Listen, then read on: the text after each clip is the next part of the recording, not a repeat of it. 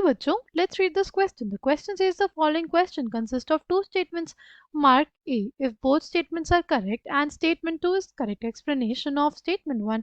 Mark B if both statements are correct and statement 2 is not correct explanation of statement 1. Mark C if statement 1 is correct but statement 2 is incorrect. Option D if statement 1 is incorrect but statement 2 is correct. Statement 1 क्या है हमारे पास? When acidified zinc sulfate solution is electrolyzed between zinc electrodes, it is zinc that is deposited at the cathode and evolution of hydrogen gas does not take place. Statement 2 क्या है हमारे पास?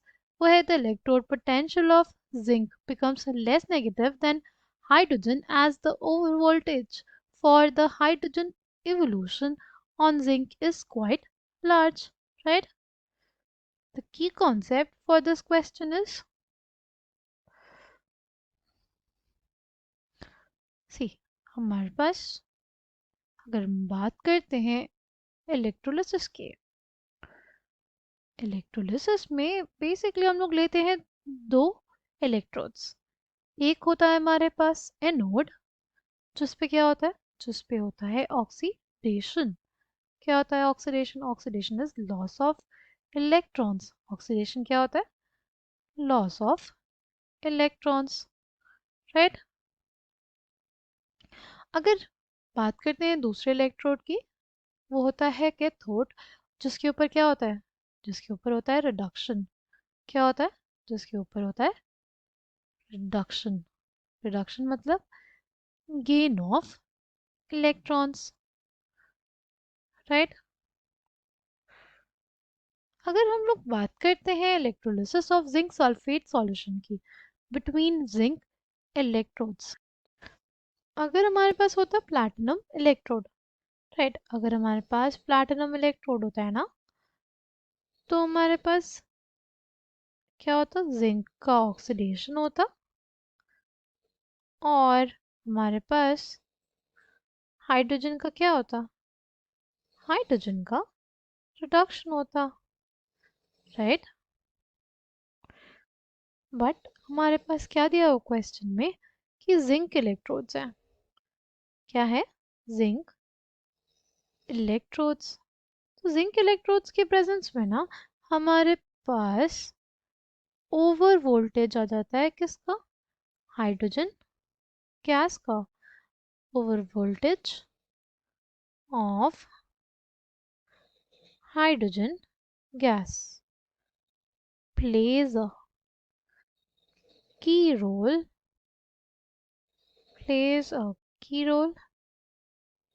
in deciding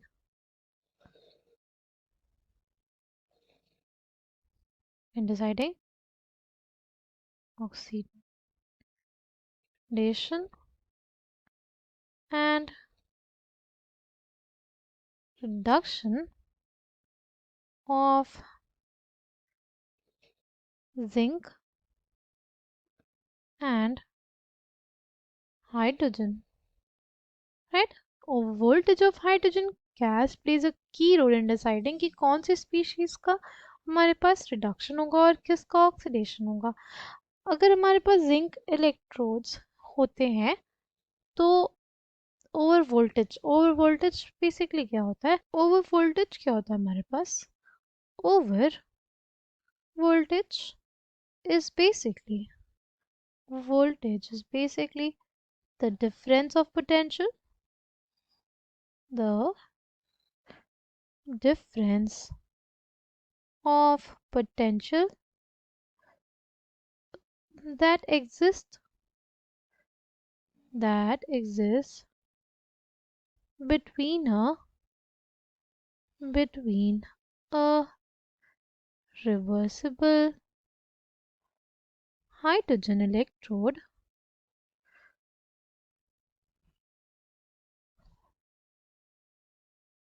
and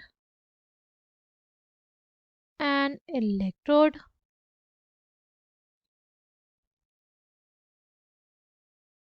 in same solution. जो potential का difference होता है reversible hydrogen electrode और एक electrode जो सेम सॉल्यूशन में है उनमें, उसी को हम लोग क्या बोलते हैं, हाइड्रोजन ओवर वोल्टेज बोलते हैं। रिवर्सिबल हाइड्रोजन इलेक्ट्रोड का मतलब वो इलेक्ट्रोड जिसके ऊपर हमारे पास ये रिएक्शन होती है, राइट, जिसमें क्या होता है, इवोल्यूशन होता है हाइड्रोजन गैस का, राइट। अगर हमारे पास हम लोग प्लैटिनम जैसा नोबल इलेक्ट्रोड यूज करते हैं, तब हमारे पास जाके ये रिएक्शन पॉसिबल हो पाती है। इसके अलावा कोई और मेटल का इलेक्ट्रोड हमने यूज किया, जैसे यहाँ पे जिंक इलेक्ट्रोड बोला नाम से, अगर हमने जिंक इलेक्ट्रोड यूज किया तो ये जो रिएक्शन है ना, इसमें इक्विलिब्रियम अटेन नहीं होता। The above reaction does not